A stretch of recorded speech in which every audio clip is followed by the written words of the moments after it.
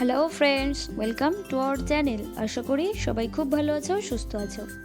আজকে আবার ফিরে এসেছি একটি মজার রেসিপির সাথে। আজকের রেসিপি এগ তাওয়া ফ্রাই, যেটা সবচেয়ে বেশি পাওয়া যায় কিন্তু ধাবাতে। আর আমি আজকে ধাবা স্টাইল এগ তাওয়া ফ্রাই করেই তোমাদের দেখাবো। তাহলে চলো দেখে নাও আজকের রেসিপি। এগ তাওয়া ফ্রাই করার জন্য আমি এখানে 4টে ডিম নিয়ে নিয়েছি। এবার ডিমগুলো সিদ্ধ করে নেব। সিদ্ধ করার জন্য আমি ওভেনে একটা প্রেসার কুকার দিয়ে দিয়েছি এবং তাতে ডিমগুলো দিয়ে দিয়েছি আর দিচ্ছি জল। তোমরা চাইলে যে কোনো প্যানেও এটা বয়েল করে নিতে পারো। এবার প্রেসার কুকারের ঢাকনাটা লাগিয়ে আমি ওভেনটা মিডিয়াম ফ্লেমে রেখে 2টো হুইসেল দিয়ে এটা সিদ্ধ করে নেব। দেখো 2টো হুইসেল দেওয়া হয়ে গেছে, আমি ঢাকনাটা খুলে নিলাম। ডিমগুলো ভালোভাবে সিদ্ধ হয়ে গেছে। এবার আমি ডিমগুলো জল থেকে তুলে নেব এবং এর খোসা ছাড়িয়ে নেব।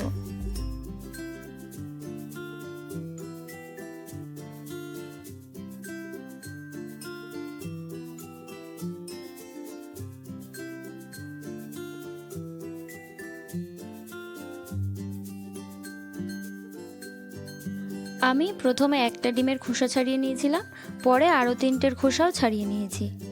এবার এই ডিমগুলোকে একটা নাইফের সাহায্যে আমি অর্ধেক করে নেব।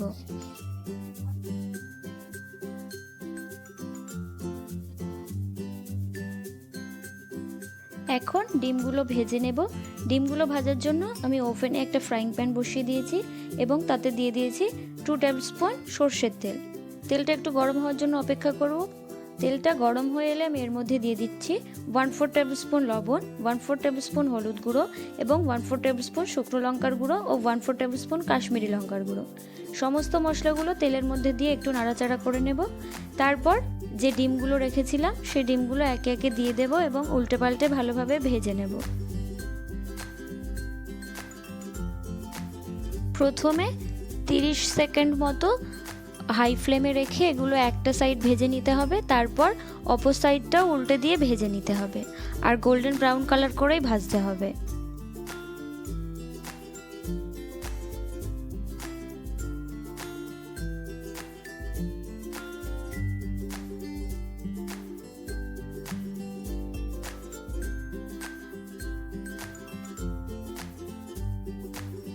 দেখো ডিমগুলোর কালার কিন্তু একদম গোল্ডেন ব্রাউন হয়ে এসেছে। এই অবস্থায় আমি ডিমগুলো তেল থেকে তুলে নেব।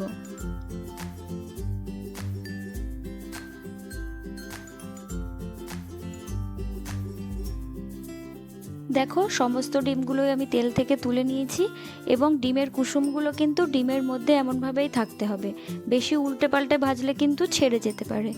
এবার ওই একই ফ্রাইং প্যানের মধ্যে আমি দিয়ে দিলাম 2 টেবিল স্পুন সর্ষের তেল। তেলটা একটু গরম হওয়ার জন্য অপেক্ষা করব।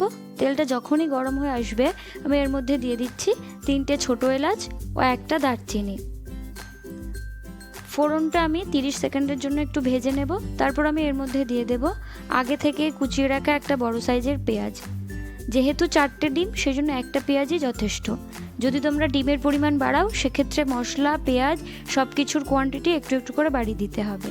পেঁয়াজটা আমি ফ্রাইং প্যানে ভালোভাবে ছড়িয়ে দিয়েছি। এবার এর মধ্যে দিয়ে দিচ্ছি 1/4 টেবিল স্পুন লবণ, 1/4 টেবিল স্পুন হলুদ গুঁড়ো। লবণটা দিলাম যাতে পেঁয়াজটা খুব তাড়াতাড়ি নরম হয়ে যায় এবং হলুদটা দিলাম যাতে পেঁয়াজ থেকে তেল না ছেটায়। এবার ঢাকা দিয়ে আমি মিডিয়াম ফ্লেমে এটা রেখে দেবো 3 থেকে 4 মিনিটের জন্য। দেখো 3 থেকে 4 মিনিট হয়ে গেছে, আমি ঢাকনাটা খুলে নিয়েছি। পেঁয়াজটা এখন অনেকটাই নরম হয়ে এসেছে। এই অবস্থায় আমি এর মধ্যে দিয়ে দিচ্ছি 1/2 টেবিল স্পুন আদা রসুন বাটা। এরপর দিয়ে দেব 1/2 টেবিল স্পুন জিরে গুঁড়ো, 1 টিস্পুন ধনে গুঁড়ো, 1 টিস্পুন গোলমরিচ গুঁড়ো, 1/4 টেবিল স্পুন শুকনো লঙ্কার গুঁড়ো, 1/2 টিস্পুন কাশ্মীরি লাল লঙ্কার গুঁড়ো। এটা কালারের জন্য একদমই অপশনাল, তোমরা না চাইলে নাও ইউজ করতে পারো। আর দিচ্ছি 1 টিস্পুন চাট মশলা এবং 1 টিস্পুন গরম মশলা গুঁড়ো। সমস্ত গুঁড়ো মশলাগুলো দিয়ে দেওয়ার পরে আমি সুন্দরভাবে এটা একটু নেড়ে চেড়ে ভেজে নেব।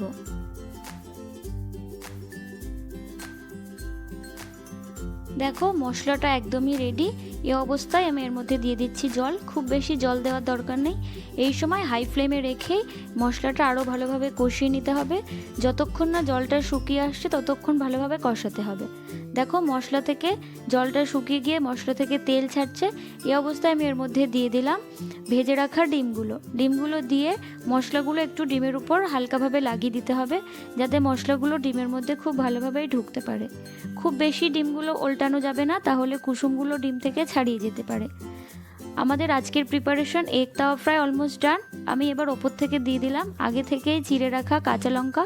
আমি এখানে 6টা কাঁচা লঙ্কা ইউজ করেছি। তোমরা যারা ঝাল খেতে পছন্দ করো না তারা কাঁচা লঙ্কার পরিমাণ কমিয়েও দিতে পারো। এবার আমি ঢাকা দিয়ে এটা কিছুক্ষণ কুক করে নিয়েছি 2 থেকে 3 মিনিটের জন্য। দেখো একদমই রেডি এবং খেতেও খুবই টেস্টি হয়। এখন আমি গ্যাসের ফ্লেমটাকে অফ করে এটা 10 মিনিটের জন্য ঢাকা দিয়ে রাখবো এবং ফিরে আসবো 10 মিনিট পর। 10 মিনিট ঢাকা দিয়ে রেখেছিলাম। এবার একটা সার্ভিং প্লেটে সার্ভ করে তোমাদের দেখাচ্ছি আজকের রেসিপি এগ তাওয়া ফ্রাই কেমন হয়েছে। এটা আমি ধাবা স্টাইলে করেছি এবং খুবই টেস্টি হয় খেতে। তোমরাও একই প্রসেসে বাড়িতে বানিয়ে টেস্ট করে আমাকে অবশ্যই কমেন্টে জানিও আজকের রেসিপি তোমাদের কেমন লাগলো। ভিডিওটি ভালো লাগলে লাইক করো এবং ফ্যামিলি ও ফ্রেন্ডসদের সাথে শেয়ার করতে ভুলো না। আমার চ্যানেলে নতুন হলে চ্যানেলটি সাবস্ক্রাইব করে পাশে থেকো। ডিমের আর কোন রেসিপি তোমরা দেখতে চাও অবশ্যই জানিও কিন্তু। আজকের মতো এ পর্যন্তই। ফিরে আসবো অন্য আরেকদিন অন্য কোনো নতুন রেসিপির সাথে। সবাইকে টাটা।